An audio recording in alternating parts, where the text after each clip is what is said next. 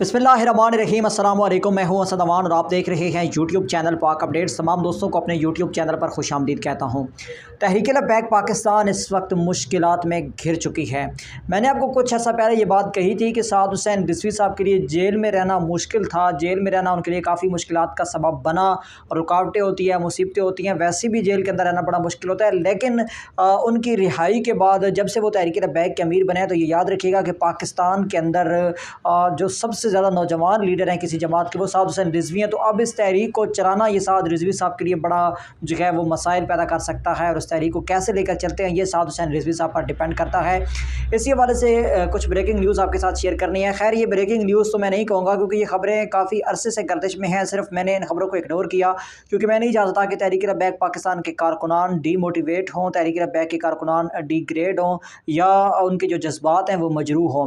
क्योंकि मेरा मकसद तहरीक लब्बैक पाकिस्तान के जो अपडेट्स हैं वो आप तक पहुंचाना है, ना कि नेगेटिविटी को फैलाना है। मैं मिहाल टीवी के अगेंस्ट क्यों वीडियो बनाता हूं, हालांकि उसके खिलाफ वीडियो बनाने का मुझे कोई मकसद नहीं है। मैंने 2-3 वीडियोस उसके खिलाफ बनाई हैं, ना तो उसके सब्सक्राइबर मुझसे ज़्यादा हैं, ना उसके व्यूज़ मुझसे अच्छे आते हैं, तो मुझे उसके खिलाफ वीडियो बनाने का कोई मकसद नहीं है। मुझे उससे जो इख्तलाफ है, मे भी वो अपनी बातों में सच्चा हो, इख्तलाफ ये है कि वो बहुत सी ऐसी बातें कारकुनान में कर देता है जो बातें नहीं करनी चाहिए, जिससे तहरीक को नुकसान होता है। बहरहाल जो बात मैं कर रहा हूँ वो पीर मेजर मोहम्मद याकूब सैफ़ी साहब से मुतालिक, जो कि अमीर तहरीक लब्बैक पाकिस्तान रावलपिंडी डिवीज़न है। अभी तक वो अमीर हैं क्योंकि जो बॉडी बनाई गई है तहरीक लब्बैक पाकिस्तान की नई रावलपिंडी डिवीज़न की, वो मुतनाज़ बॉडी कही गई है तहरीक लब्बैक रावलपिंडी डिवीज़न के अमीर पीर मेजर याकूब सैफ़ी साहब की जानिब से, क्योंकि उनका ये मानना है कि ये जो पार्टी पॉलिसी है उसके ख़िलाफ़ काम किया गया है। तो अब ये मरकज़ में चैलेंज भी हो चुका है, इसका क्या फ़ैसला आता है वो भी देखना है। मसला ये है कि मेजर याकूब सैफ़ी साहब को आज से कुछ अर्सा पहले भी ओहदे से बरतरफ़ करने की कोशिश की और उनके दरमियान जो हैं वो बहुत से मसाइल चलते रहे। शुमाली पंजाब के जो अमीर हैं पीर सैयद इनायत उल हक शाह साहब और पीर मेजर याकूब सैफ़ी साहब के दरमियान, और बहुत से और भी शख्सियात हैं जिनके आपस में मामलात चल रहे थे। इस मामले को हल किया गया, मेजर साहब को अपने ओहदे पर वापस जो है वो लाया गया और दोबारा से काम स्टार्ट हो गया। लेकिन ये जो रुकावटें हैं, जो चपकलिशें हैं, ये ख़त्म नहीं हुई। अब एक मरतबा फिर एक नोटिफिकेशन वायरल हुआ जिसमें मेजर साहब को ओहदे से हटाकर सरपरस्त आला बना दिया गया, जिस पर पीर मेजर याकूब सैफ़ी साहब ने एहतजाज भी अपना रिकॉर्ड करवाया। यहाँ पर मैं एक बात आपको बताना चाहूँगा और इससे मैं मेजर साहब की आला ज़रफ़ी कहूँगा कि मैंने उनसे जिस मामले पर भी इंटरव्यू लेने का कहा कि मुझे इंटरव्यू चाहिए, उन्होंने हमेशा मुझे इंटरव्यू दिया। लेकिन इस मामले पर मैं जब भी उनके पास गया या उनसे बात करने की कोशिश की तो हमेशा से उन्होंने खामोशी इख्तियार की और कहा कि नहीं, इस मामले पर मैं इंटरव्यू नहीं दूँगा, क्योंकि अगर मैं कुछ बोलूँगा तो उसमें तहरीक का नुकसान होगा और मैं तहरीक का और अपने नज़रिए का नुकसान नहीं करूँगा। लेकिन अब उन्होंने बाकायदा एहतजाज का ऐलान किया है और उनका ये कहना है कि वो मरकज़ में इसको चैलेंज करेंगे और अगर बात पूरी ना हुई तो फिर ज़ाहिर सी बात है वो अपना अगला राय-अमल कोई भी दे सकते हैं और ये उनका राइट है। मेजर साहब की अगर मैं बात करूं, इस हलके के अंदर जहां पर मेजर साहब रहते हैं तो एक फ़ेमस पर्सनालिटी बन चुके हैं और उनकी पहचान बन चुकी है।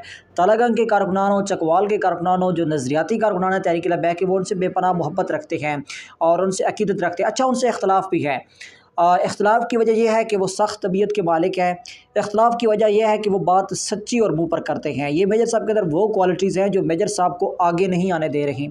मैं आपको ये बात बताऊं कि पीर मेजर याकूब सैफ़ी साहब कोई तहरीक लब्बैक पाकिस्तान में पहली मरतबा शामिल नहीं हुई है, बल्कि इससे पहले भी वो कई जमातों में रहे हैं। उनकी अपनी एक जमात भी रही और उन्होंने जमात बनाई, लेकिन मेजर साहब को हमेशा से मुश्किलात का सामना था और मुखालफिन का सामना था, क्योंकि इनकी एक क्वालिटी थी जो अल्लामा खादिम हुसैन रिज़वी रहमतुल्लाह के अंदर थी कि ये बात सच्ची और मुँह पर कर देते हैं। और ये बात मैं यहाँ पर वैसे ही नहीं कह रहा, आप उनसे मुलाकात भी कर सकते हैं और मुलाकात के अंदर अगर आपके अंदर वो कोई खामी देखेंगे या कोई ऐसी चीज़ देखेंगे जो चीज़ गलत है तो वो आपको मुँह पर कहेंगे वो चीज़ कि ये काम आप गलत कर रहे हो। ये उनके अंदर क्वालिटी है और इस क्वालिटी की वजह से उन्हें काफ़ी मुश्किलात का सामना जो है वो करना पड़ा है।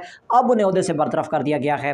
अगर मैं उनकी बात करूँ कि किस तरीके से उन्होंने तहरीक के अंदर काम किया है और उनकी मैं तहरीक के लिए कुर्बानियों की बात करूँ तो मेजर याकूब सैफ़ी साहब ये वो शख्सियत है कि जिन्हें करोड़ों रुपए की ऑफ़र हुई थी कि इलेक्शन में बैठ जाएँ, चौधरी साले के मुकाबले में आप इलेक्शन में हिस्सा ना लें, इनको ऑफ़र हुई करोड़ों रुपए की, इन्होंने ठुकरा दी और अब तहरीक लब्बैक पाकिस्तान को काफ़ी मुश्किलात का सामना है। अब ये जो मामला बन चुका है ये काफ़ी बिफर चुका है, कारकुनान में ये चीज़ जा चुकी है। और कारकुनान दोनों तरफ से जो है वो कमेंट्स भी कर रहे हैं एक दूसरे को, और बहुत मामला जो है वो ख़राब हो रहा है। अब इसको साद हुसैन रिजवी साहब किस तरीके से हैंडल करते हैं, इस मामले को किस तरीके से चेक करते हैं, क्या ये मामला कंट्रोल हो पाएगा या फिर इस मामले को जो है वो ज़्यादा तूल दिया जाएगा साजिशियों की तरफ से, क्योंकि बहुत से साजिशी तहरीक के मुखालिफ भी हैं। अब वो किस तरफ हैं, किस जानिब है, ये भी किसी को भी वाज़ेह नहीं हो रहा, लेकिन साजिशें तहरीक लब्बैक के खिलाफ की जा रही हैं। अब जो वो साजिशें जो हैं वो तहरीक लब्बैक को नुकसान पहुँचाती हैं, खादिम हुसैन रिजवी रहमतुल्लाह का मिशन रायगां जाता है या फिर साद हुसैन रिजवी सारे मामले को कंट्रोल करते हैं, देखना ये है। अपनी राय का आधार कमेंट सेक्शन में लाजमी कीजिएगा। मिलेंगे नए वीडियो में, तब तक के लिए इजाज़त दीजिए। अल्लाह हाफ़िज़।